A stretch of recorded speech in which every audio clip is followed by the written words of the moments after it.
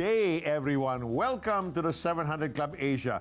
Today, we're diving into a powerful truth about love. Ito na, real love, the kind that transforms lives and heals the deepest wounds. Yun ang tunay. Tama ka dyan, Brother Peter. No, alam nyo po, maraming tao ang nagsasabi na, mahal kita. Pero hindi naman swak sa actions nila dahil puro pride and self-interest lang ang pinapairal. Sabi sa Bible, ang tunay na pagmamahal ay hindi naghahanap ng sariling kapakinabangan. Hindi nagmamataas, hindi umiikot sa sarili. Kaya naman ngayong araw makikita natin kung paano ang tunay na pag-ibig ng Diyos na walang pride, hindi self-seeking ay nagpabago sa buhay ng 3 taong nag-struggle sa rejection, sa kawalan ng pag-asa at sa broken relationships. So stay with us and witness how God's humble, selfless love brings healing and restoration. Simulan natin sa ating unang kwento. Para sa isang bata, ano nga ba ang mahalaga? Mga laruan, pagkain, kaibigan, pera? Basta ang alam ko lang, gusto ko may papa din ako. Iniiwan ako ni Mama sa isang kakilala. Kailangan kasi niya magtrabaho para mabuhay kami. Wala kasi si Papa. Una, kumusta ng pag-aaral mo? Oo, talaga. Very good, ha? Mag-aaral ka mabuti, ha? Nagbibigay naman si nanay ng pera, eh. Hindi ka naman pala napapakain ng maayos. Hayaan mo, tiis-tiis muna, ha? Akala ko noong makapangasawa si Mama, magkakaroon na ako ng papa. Pero Anong oras na? Ba't ngayon ka lang? Naglalakad ka na naman? Hindi po. Bastos ka? Sasagot-sagot ka pa? pwede naman siguro akong magalit, diba? Pwede naman siguro akong magtanong ng bakit. Bakit kailangan na ako? Bakit kailangan akong lumaki sa isang sirang pamilya? Bakit ganito? Happy birthday na! Thank you, Ma! Minsan lang ang ganitong eksena sa buhay ko. Masaya at espesyal na sana ang araw na to. Kung hindi lang dahil sa isang hindi pagkakaunawaan. Janine! Kanina pa kita pinapalipat dun sa kwarto, ah. Lipat ka na dun! Tikas talaga ng ulo mo, ah. Hindi ko siya maintindihan. Bakit ganito na lang siya magdisiplina? Nagkagalit ako sa sitwasyon. Nagkagalit ako sa kanya. Ang hirap na. Ayoko nang mabuhay sa isang bahay na hindi masaya. Nagsisimba na kami noon sa isang Christian church. Napabilang ako sa praise and worship team. Pero sa likod ng lahat ng to, nagre-rebelde ako dahil sa galit. Alak, kaibigan, relasyon. Doon ko pilit hinanap ang pagmamahal. Kinumbinsi ko ang sarili ko na mapupunan nito ang kulang sa aking pagkatao. Subalit ito rin ang naging dahilan para matanggal ako sa praise and worship team at madisiplina ako sa simbahan. Bakit hindi nila ako maintindihan? Nang araw na yon, narinig ko ang tinig ng isang ama na matagal na naghihintay sa pagbabalik ng kanyang anak. Anak, balik ka na. Balik ka na.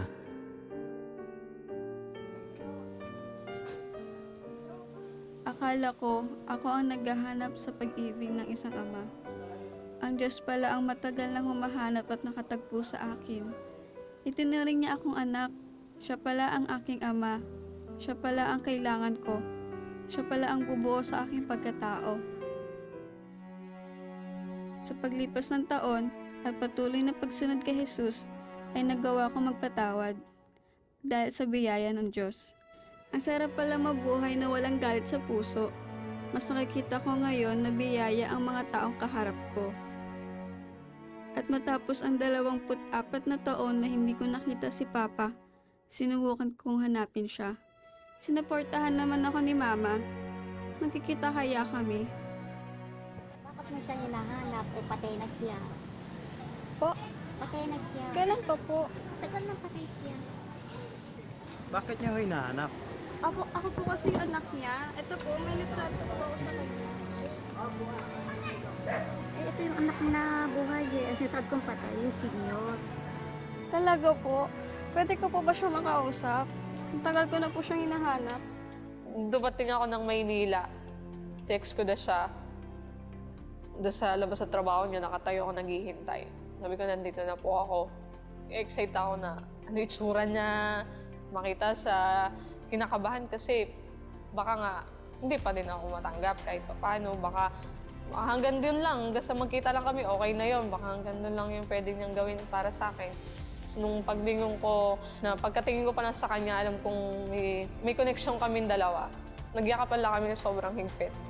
Sobrang fulfilling, sobrang saya. Na hindi ko ma-explain kung anong klaseng saya yung pakiramdam na yon. Na ikaw nga yung anak ko, ako yung papa mo. Kaya yung sinabi niya sa akin. Ayoko nang umalis doon sa pagkakayakap. Yung goodness talaga ng Diyos sa buhay ko, nakita ko na sa paghihintay, binigay niya sa akin. Matagal ko nang dinudulog sa kanya. Yung sarili ko, tinuri ko isang puzzle. Yung kaisa-isang piece na kailangan para mabuo ako, hinanap ko sa iba. Hinanap ko sa ibang tao. Pero si Lord lang yung nakapagbigay sa akin, no, kaisa-isang piece na yun para mabuo ako. May isang makapangyarihang Diyos na laging nandyan para tulungan tayo, para buhatin tayo sa mga panahong hindi na natin kayang maglakad. Alam mo, Sonja, yung encounter na yon with her father already brought healing to her heart. Yeah. Diba? Kasi yun ang desire niya eh. Yeah. Makita man niya, ma-meet niya, kung ano yung itsura niya. There's really the sense of something that just clicks, no? Yeah. When we finally have a relationship with our earthly father. Alam niyo po, ang daming taong tulad ni Janine looking for love in all the wrong places. Dahil may void sa puso nila at yung rebellion, yung resentment, lahat yan sintomas ng isang mas malalim na problema. The need to be accepted, to be valued, to be loved without conditions. And Sonja, that's exactly what God offers. You see, human love, even from parents, can fail us. It can be conditional. It can be absent. It can hurt us. But God's love is not proud. It's not self-seeking. God doesn't love you because of what you can give to Him. He loves you simply because you're His child. And when Janine encountered that love, everything changed. That's the love that doesn't waver. That's the love that persists, that wants to transform you and make you into a better person. If that's you, you're searching for love, and you've never invited Jesus to be part of your life, to rule and reign in your heart, this is your moment. This is your opportunity to pray with us. Let's come to Him. Just say, Lord, my loving Father, I come to you right now, knowing that apart from love, nothing else in this world truly matters. So I come to you in the name of Jesus, knowing and believing that you willingly sent your Son on the cross and proved that pure love for humanity, for me, that He died and shed His blood so that I can have a new life. So right now, I surrender to the greatest love of all, that love that is pure, that love that doesn't choose, that love that willingly gives. So right now, Lord, I confess my sins, I ask your forgiveness, and I receive you, Jesus, as my Savior, as the Lord of my own life. Direct my steps, guide me. Thank you, Lord, for loving me unconditionally. This is my prayer in Jesus' name. Amen and amen. Sumabay ka ba sa prayer at tinanggap si Jesus bilang Diyos at tagapagligtas? Balitaan mo naman kami. Please send us the message. Yes, tinanggap ko si Jesus through text or via the 700 Club Asia Facebook Messenger o comment section ng YouTube channel o tumawag sa prayer center para maipagdasal ka namin. Grow in your faith. Join our online Bible study group today. Just type BSG in the comment section of the 700 Club Asia YouTube channel or Facebook Messenger to receive details. May mga online followers tayo na nag-post ng kanilang prayer request sa ating Facebook page na The 700 Club Asia. Gusto nating ipanalangin ang mga followers natin na nangangailangan ng physical and emotional healing. Ipapanalangin din natin ang mga pamilyang nahihirapan financially at yung mga nangangailangan ng kalakasan mula sa Diyos. So, why don't we do that? Let's pray. Lord, we thank you that you are our healer. And Father, you continue to heal people today. Lord, yes, doctors, you give them wisdom, you give them, you tell them what to do. But Lord, ultimately, it is by your hands, by your stripes that we are healed. So Lord, Father, right now, we pray for those who are sick. Lord, we pray for those who have the flu. A lot of people are having the flu right now, even dengue cases, Lord God. We thank you that you are our healer. So Lord, right now we speak healing for people who are experiencing even just high fever from kids to adults in Jesus' name. Somebody watching that you really have been experiencing yung paninikip sa dibdib. The Lord is healing you right now, kapatid, in Jesus' name. Even right now, the Lord is healing someone you've just received a cancer diagnosis, and the Lord says, do not fear, for I am with you. I'm your healer, and I'm holding you right now in my hands. Brother Peter. Yes, someone with severe ulcers and you're in so much pain.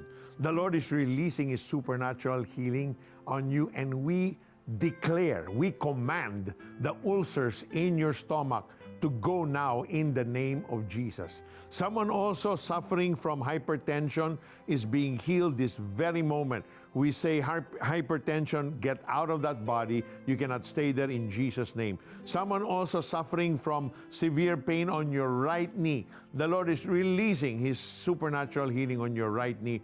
Receive that, kapatid, sa iyo yan, in the name of Jesus. Amen and amen. Remember, huwag tayong susuko sa ating panalangin. Keep believing, keep trusting, keep standing on God's promises for you. Let's continue to push, pray until something happens.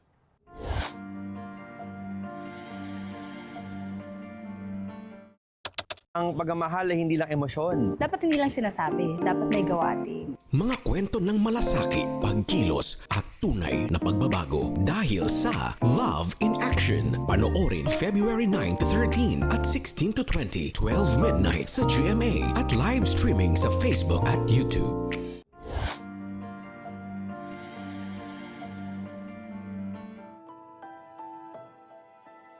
Sabi ko sa misis ko, kung ganito ang nangyayari sa ating mga anak, hindi ko na lang pagpapaaralin ang ating mga anak lahat-lahat. Nagwala na ako, nagwala na. Yung mga hayop natin ay naibinti na. Umiyak po ako nun kasi kala ko po hindi na talaga po maabot yung aking pangarap. Ang nandun na lang po. Dahil sa sunod-sunod na pagkadismaya sa mga naunang anak, nawalan na ng pag-asa at gana si Hamin na patapusin pa sa kolehiyo ang pangatlong anak na si Menya. Mahirap ang buhay nila, lalo na at tanging sa pagsasaka at pagpapanday lang sila umaasa para mabuhay. Dagdag pa rito ang layo ng kanilang lugar sa sentro ng Mansalay kung nasaan ang mga eskwelahan. Kalimitan ay kailangang maglakad ng humigit kumulang 4 na oras o kaya naman ay mag-arkila ng motor kung hindi maputik ang kalsada. Kabilang ang pamilya ni Hamin sa tribong Mangyan at nakatira sa kabundukan sa sitio Sinariri, Mansalay Oriental, Mindoro. Minsan po ay wala ring makain, minsan 2 beses sa isang araw. Minsan po, isa lang po may pangyayari pong ganun. Nagsimula akong mangarap dahil din po sa kalagayan po namin, mahirap. Kulang baga po sa kaalaman yung mga naririto po sa amin. Nadi-discriminate po kami. Ang pangarap ni Menya na maging guro at makatulong sa kapwa katutubo ang nagbigay sa kanya ng lakas ng loob para ipagpatuloy ang pag-aaral. Namasukan siya bilang isang kasambahay pagtuntong ng high school hanggang senior high school. Nakagraduate at nagpatuloy sa kolehiyo. Pero habang siya ay nagpapatuloy sa kanyang pangarap, isang pagsubok ang pinagdaanan niya. Second year college siya nang mabuntis ng kanyang boyfriend. Gayunpaman, hindi nito napigilan ang pagnanais ni Menya na makapagtapos kahit pa sa huli ay iniwan siya ng kasintahan. Parang lugmok na lugmok, baga po parang hindi ko na po kaya, gusto ko na lang po mawala sa mundo. Pero sabi nga pa nila nanay at tatay, ipag-pray na lang po natin kasi nangyari na po. Ayun po, sa tulong ng Diyos po ay yun, naka-recover din po. Nagpatuloy si Menya sa pag-aaral hanggang sa manganak. Ang pagsisikap ni Menya sa buhay at paulit-ulit na pagbangon sa gitna ng pagsubok na sinamahan ng pagtitiwala sa Diyos ay nagsilbing inspirasyon. At nang magkaroon ng iba't ibang programa ang Operation Blessing sa kanilang lugar sa Sinariri, napabilang si Menya sa mga scholars ng Back to School project ng Operation Blessing. 4th year college na siya nang nakilala ng Operation Blessing, kaya isang taon siyang sinuportahan nito hanggang siya ay makatapos. Dahil po doon nabayaran po yung utang ko sa dorm at yung pang-graduation fee ko po. Sobrang malaking tulong po ng Operation Blessings, lalo na po sa prayer po, maging sa financial po. Parang naging motivation ko po yun para lalo ko pa pong pagsikapan o pagbutihin po yung aking pag-aaral. Maliban sa scholarship ni Menya, nakapagpatayo rin ng Operation Blessing ng school building sa Sinariri High School, kung saan ay dito rin nagsilbi si Menya bilang temporary teacher habang inaantay ang licensure exam. At kamakailan lang, isang magandang balita ang dumating sa pamilya. Dahil sa wakas, nakapasa na si Menya sa licensure examination para sa mga teachers. Naging beneficiary rin ang kanyang tatay Hamin at ang komunidad ng livelihood assistance para sa kanilang pandayan. Nagkaroon din ng mga aktibidad para sa kalusugan ng mga bata. Ang pagluha ko ito kasi, kumbaga ay pag-aalaala ko sa Panginoon, gayaan kabuti. Ibig sabihin, hindi pinababayaan ang mga mahihirap. Sa wakas po ay parang nabot ko, hindi lang po parang nabot ko na po yung pinapangarap ko pong maging teacher at maibahagi ko na rin yung mga kaalaman ko sa aking kapwa minority. Maraming salamat po at God bless you po. I'm really still amazed kung saan-saan dumadating ang Operation Blessing and how many Menyas Operation Blessing can empower so that they can dream new dreams and dream of a new life for their families. And yes, and completely put their family in a different plane altogether. You know, when we talk about love that is not self-seeking, that's what it looks like. Operation Blessing didn't ask Menya, hey, what can you do for us? Instead, they asked, how can we help you fulfill your dream, that potential? That's love in action. Right. At yan ang klaseng pagmamahal na kailangan nating makita sa mundo ngayon. Hindi yung ano bang mapapala ko dito, kung hindi, paano ko ba matutulungan ang taong to? Yan yung love na hindi self-seeking. And through our partners, ginagawa natin yan sa buong Pilipinas. Tumutulong sa mga taong walang pag-asa, binibigyan ng oportunidad, at sinasabi sa kanila na sila ay mahalaga sa Diyos. And this wouldn't be possible without partners like you who give unconditionally, love unconditionally. When you give to CBN Asia, you're not just giving money, you're giving hope. You're giving opportunity. You're showing God's selfless love to families like Menyas. So we encourage you today, partner with CBN Asia, scan the GCash QR code on your screen, then send us a screenshot of the receipt via the 700 Club Asia's Facebook Messenger para ma-acknowledge natin ang iyong donasyon. Thank you so much for your generosity. Ngayon naman, ang ating final story ay tungkol sa isang babae na nakaranas ng abuse, betrayal, and broken marriage. Paano kaya mare-restore ang pamilyang wasak na wasak? Let's watch this. Love at first sight. Yan ang naramdaman ni Rose kay Victor. Sa unang beses na umibig ay ibinigay ni Rose ang kanyang buong sarili. Ito, first guy na na-meet ko, parang kumakalabog na yung puso ko. There's something na. Sa kanilang pagkikita, naging mapusok sina Rose at Victor. Iyak ako ng iyak kasi nga yung iningatan ko virginity, hindi pa ako nakaranas ng ligaw, ng boyfriend. And then parang doon ako nagkaroon ng struggle na it was a disgraceful part of my life kasi na-depress po ako hanggang sa parang naloka. Wala ako sa sarili ko kasi iyak ako ng iyak. Paano na, baka mabuntis ako, ano sasabihin ng tao sa akin. Ang solusyon ay hanapin si Victor Bakay at pananagutan niya yung nangyari sa amin. Ipinakasal si Rose at Victor sa pag-aakalang ito ang solusyon sa pinagdaraanan ni Rose. Ngunit tila mas lumala pa ang sitwasyon. Naging abala sa trabaho si Rose habang si Victor naman ay naghahanda sa pagpasok sa Philippine Navy. Nawalan sila ng oras sa isa't isa. And then doon na lumabas po yung pagiging violente niya. Pumapasok pa ako noon sa Diliman Preparatory School na meron sakal, may mga pasa ang mukha. Nang minsang ma-ospital si Victor habang nakadestino sa Palawan, surpresang binisita ni Rose ang asawa. Naku po, nadatnan ko may ibang babaeng nag-aasikaso sa kanya doon sa ospital. Hindi ako nagwala, kundi tinapik ko lang, "Uy, kamusta ka? Kagagaling ka lang, nagbakasyon sa akin. Ito nang nangyari na confine ka." At sino tong babae? Buti naman may nag-aalaga sa'yo. Nice meeting you. Nakipag-ganon ako, pero kalabog yung puso ko, sobra. Humingi ng tawad si Victor kay Rose. Pinangako niyang magbago na siya, na hindi na niya ako sasaktan, na maging good husband na siya. Di rin nagtagal ay nabali ang mga pangakong iyon ni Victor. Doon ako nakaranas ng matinding physical violence, na isang suntok niya lang dito. So talagang totally pumaloob to at nagkaroon ng multifracture. Nasaksihan yun ng tatay ko. At nanghina din yung tatay ko. Iniwan ni Victor si Rose sa ganoong kalagayan. Si Rose naman ay labis ang pag-aalala sa ama na sobrang naapektuhan dahil sa pangyayari.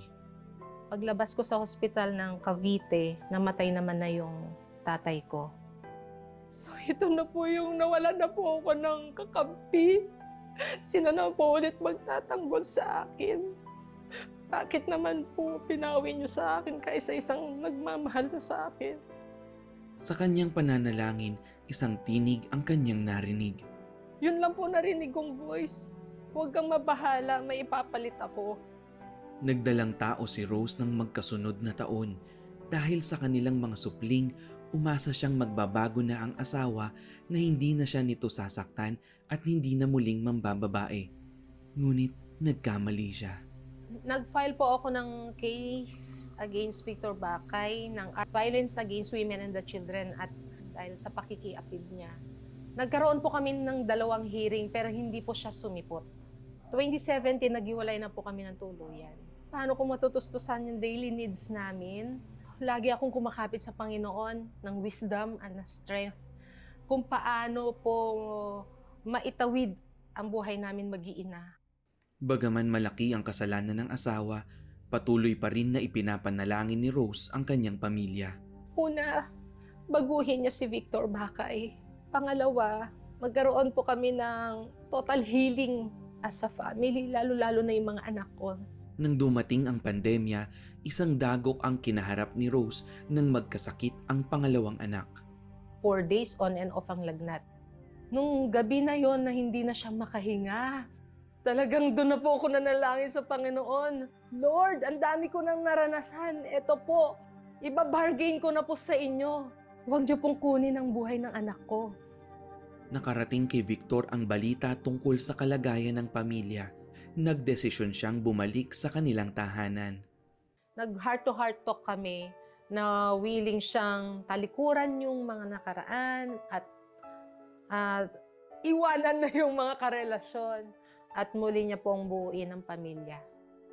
Nagkaroon kami ng counseling session. Feeling ko po kasi dominante ako, magaling ako, matalino ako, marami ako nagagawa. Pangako ko sa sarili ko, magbigay na ako ng quality time sa kanya. Kaya mula noon, sinabi niya rin sa akin, Mami, humingi din siya ng tawad. Humingi siya ng tawad sa mga anak ko.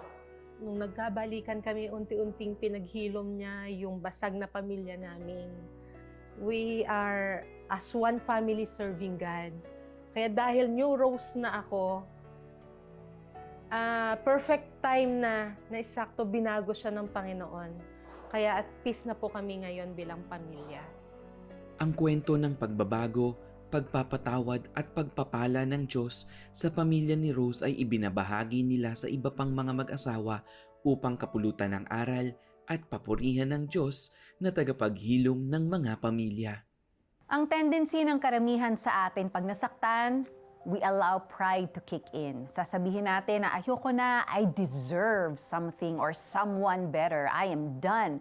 At hindi naman mali yun, may mga boundaries naman talaga na kailangan nating protektahan. Pero kasi sa case ni Rose, nakita natin yung love na hindi proud, hindi vengeful, at patuloy na nananalangin para sa asawa kahit sobrang sakit na.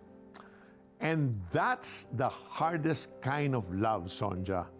It's not natural. It's supernatural because our human nature wants to retaliate, get even, to protect our pride, to seek our own justice.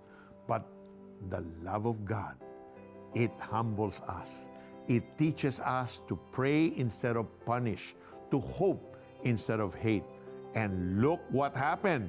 God restored that family. Yes, and that is the kind of love that can only come from God. Walang bahid ng pride, walang bakas ng self-interest, kundi patuloy na nagmamahal, patuloy na umaasa, patuloy na naniniwala na ang Diyos ay may plano and purpose sa gitna ng napakahirap natin na sitwasyon.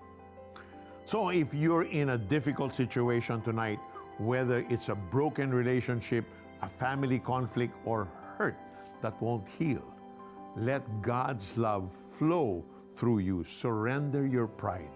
Let go of self-seeking and then trust that God's way is always better than ours. Amen. Magbe-break po muna tayo pansamantala at sa aming pagbabalik, may pabaon kaming words of wisdom sa inyo, so stay with us.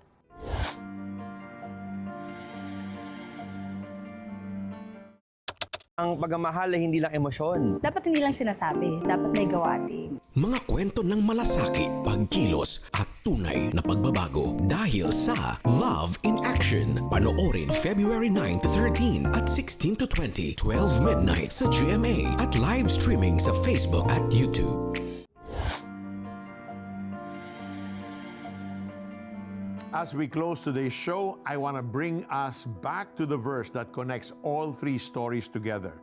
Whether it's Janine searching for a father's love, Menya's fighting for a better future, or Rose choosing forgiveness over pride, they all reflect the truth found in 1 Corinthians 13:5. Love does not dishonor others. It is not self-seeking. It is not easily angered. It keeps no record of wrongs. Yan ang love na sinasalamin ni Jesus. Not proud, not self-seeking, not bitter. At yan ang klaseng pagmamahal na kailangan natin sa ating buhay. Yung love na hindi umiikot sa sarili lamang, kung hindi, nagbibigay sa iba. Yung love na nagpapatawad, nagsasakripisyo at hindi sumusuko kahit gaano pa kahirap. Amen. If you need prayers, and you want to partner with us or share your testimony, please send us a message on the 700 Club Asia's Facebook Messenger. You can also call the number on your screen or scan the CBN Asia QR code. May God bless you and keep you. May He make His face shine upon you and give you everlasting peace. Amen.